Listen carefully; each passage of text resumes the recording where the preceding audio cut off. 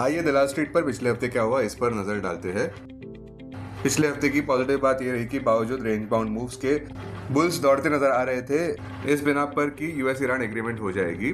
Sentiment resilient नजर आई बावजूद इस बात की कि कच्चे तेल के दाम और जियोपॉलिटिकल टेंशन अभी भी थोड़े ऊपर है। उम्मीद है कि निफ्टी साइकोलॉजिकल 24,000 मार्क को भी लक्ष्य बना देगा अगले हफ्ते। अब वीकली स्कोर कार्ड की बात कर लेते हैं। निफ्टी 23,719 0.32% ऊपर, सेंसेक्स 75,415 0.24% ऊपर, बैंक निफ्टी 54,155 0.82% ऊपर, निफ्टी मिड कैप इंडेक्स 1.49% ऊपर, निफ्टी स्मॉल कैप इंडेक्स 0.41% ऊपर। अब देखते हैं कि दिन प्रतिदिन मार्केट एक्शन कैसा रहा पिछले हफ्ते का। सोमवार को चौपी सेशन देखने को मिला किंतु निफ्टी कैसे भी करके डॉटेड लाइंस के ऊपर बंद होने में सफल रहा। मंगलवार को फ्रंट फुट पर शुरू हुआ किंतु माइनर कट देखने को मिला, प्रॉफिट बुकिंग मुख्य कारण। बुधवार को बुल्स रीग्रुप होते नजर आए लोअर लेवल्स पर और निफ्टी डॉटेड लाइंस के ऊपर आसानी से बंद होने में सफल रहा। गुरुवार को स्ट्रॉन्ग फुट पर शुरुआत तो हुई किंतु बुलिश मोमेंटम फेड होता नजर आया अंत तक। शुक्रवार को निफ्टी ने वीकली गेन्स दर्ज किए, बैंक निफ्टी भी आउट परफॉर्म करता नजर आया। मोटा मोटी निफ्टी बुल्स अपने ग्राउंड को होल्ड करते नजर आए वोलेटिलिटी होने के बावजूद भी, किंतु गौर से देखें तो निफ्टी 50 एज पर ही है क्योंकि दलाल स्ट्रीट के लिए अहम चिंता के विषय है। एक तो रुपी कमजोर है 96.65 प्रति यूएस डॉलर पर, दूसरा WTI कच्चे तेल के दाम $98 प्रति बैरल पर ऊपर ही है, तीसरा इन्फ्लेशन के डर है, वाइडनिंग इंपोर्ट बिल है, प्रेशर है इंडिया के फिस्कल बैलेंस पर, चौथा बढ़ते यूएस बॉन्ड यील्ड्स है, पांचवा जियोपॉलिटिकल टेंशंस की चिंता है, छठा विदेशी संस्थागत निवेशक जमकर बिकवाली कर रहे हैं। अब तक मई महीने में भी उन्होंने कुल मिलाकर 32,229 करोड़ रुपए के शेयर्स बेचे हैं। सातवां टेक्निकली अभी भी निफ्टी अपने 50, 100 और 200 डीएमए के नीचे है। अब पॉजिटिव ट्रिगर्स की भी बात कर लेते हैं। स्ट्रॉन्ग Q4 अर्निंग्स मोमेंटम देखने को मिला है defence, pharma, IT, real estate, renewable energy जैसे सेक्टर्स में और एक्सपोर्ट ओरिएंटेड सेक्टर्स में भी डॉलर स्ट्रेंथ के चलते। दूसरी बात यह है कि डोमेस्टिक मैक्रो रेजिलियंस देखने को मिल रहा है कि जहां पे भारत का 8 कोर इंडस्ट्रीज 1.7% बढ़ा अप्रैल 2026 में, जिसमें सीमेंट का हायर सपोर्ट नजर आया और स्टील और इलेक्ट्रिसिटी आउटपुट भी। फिलहाल HSBC flash India composite PMI भी 58.1 पर देखने को मिला मई महीने में, जो काफी मजबूत रहा, जो इस बात को दर्शाता है कि प्राइवेट सेक्टर में एक्टिविटी अच्छी चल रही है बावजूद इस बात के कि मैन्युफैक्चरिंग ग्रोथ में मॉडरेशन है। तीसरा ईरान पीस की उम्मीदें। रिपोर्ट्स अनुसार पोटेंशियल यूएस ईरान अंडरस्टैंडिंग काफी जल्द हो सकता है ऐसा लग रहा है, जिस वजह से ग्लोबल रिस्क एपेटाइट धीरे धीरे बढ़ रहा है। चौथा strong domestic liquidity, steady institutional participation देखने को मिल रहा है और रिटेल बाइंग भी देखने को मिल रहा है, जिस वजह से वोलेटिलिटी अब्सॉर्ब करने में सफल रहे।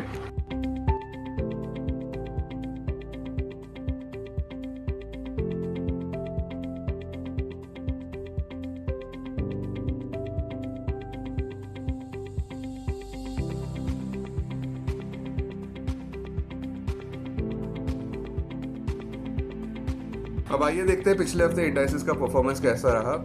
निफ्टी 50 बुलिश कंसोलिडेशन देखने को मिला, जहां पे निफ्टी ने एक volatile range bound bullish environment में काम किया, फिर भी साइकोलॉजिकल 23,700 मार्क के ऊपर तो बंद होने में सफल रहा, जो इस बात को दर्शाता है कि निफ्टी काफी जल्द 24,000 मार्क भी हासिल कर सकता है।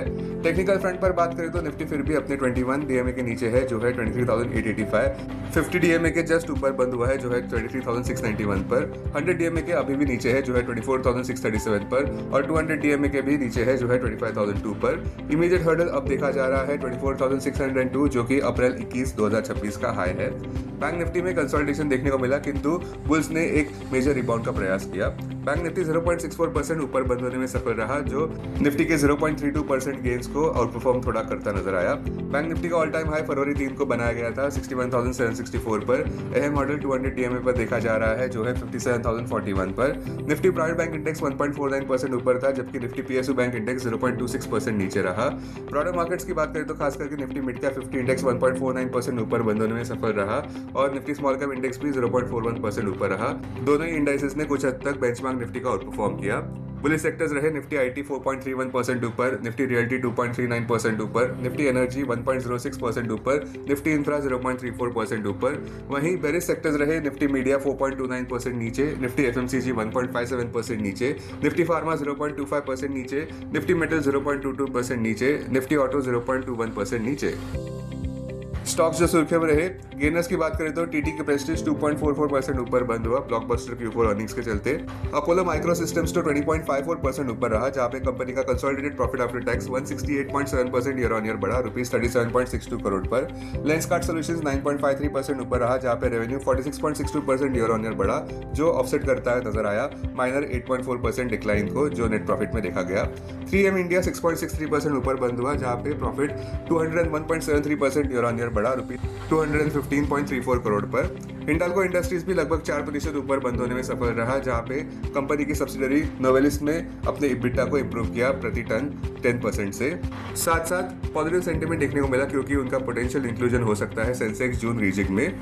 इंडियन ऑयल कॉर्पोरेशन IOC 3.71% ऊपर रहा, नेट प्रॉफिट कंपनी का 56.61% ईयर ऑन ईयर ऊपर बढ़ा ₹11,377.51 करोड़ पर। आयशर मोटर्स कंसोलिडेट होता हुआ नजर आया, बावजूद इस बात के कि कंपनी का Q4 प्रॉफिट 12% बढ़ा ₹1,520 करोड़ पर। रेवेन्यू 16% बढ़ा ₹6,080 करोड़ पर, जो एस्टिमेट्स को बीट कर गया।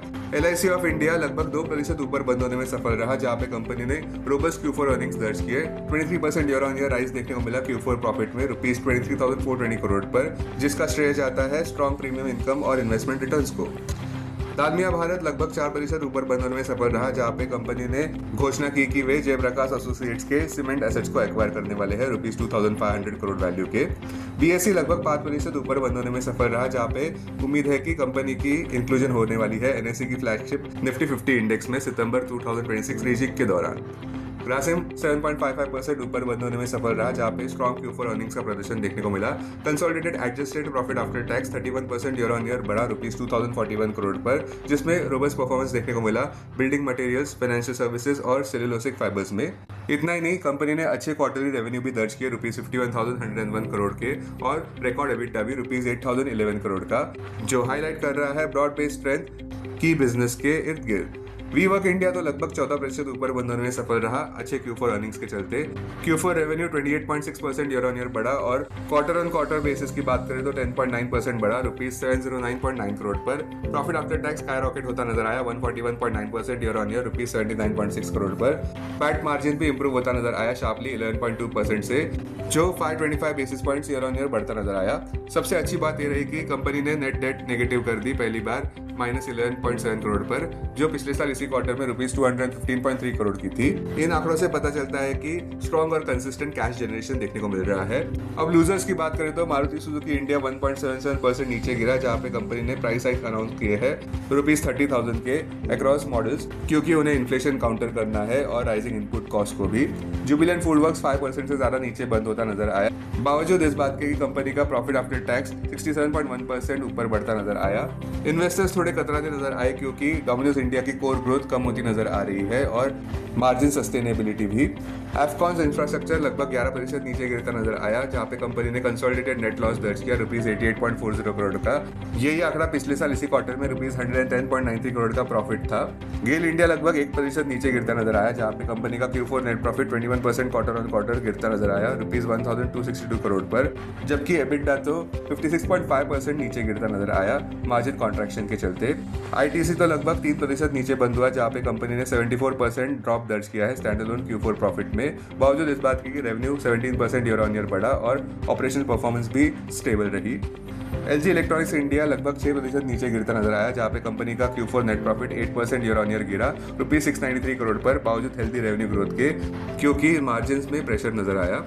बैंक ऑफ इंडिया लगभग 2% नीचे बंद हुआ, जहां पे बैंक ने इंटरेस्ट रेट्स बढ़ाने का निर्णय लिया है सिलेक्ट मीडियम और लॉन्ग टर्म फिक्स डिपॉजिट पर, जो वैल्यू होते हैं ₹300 करोड़ से कम के।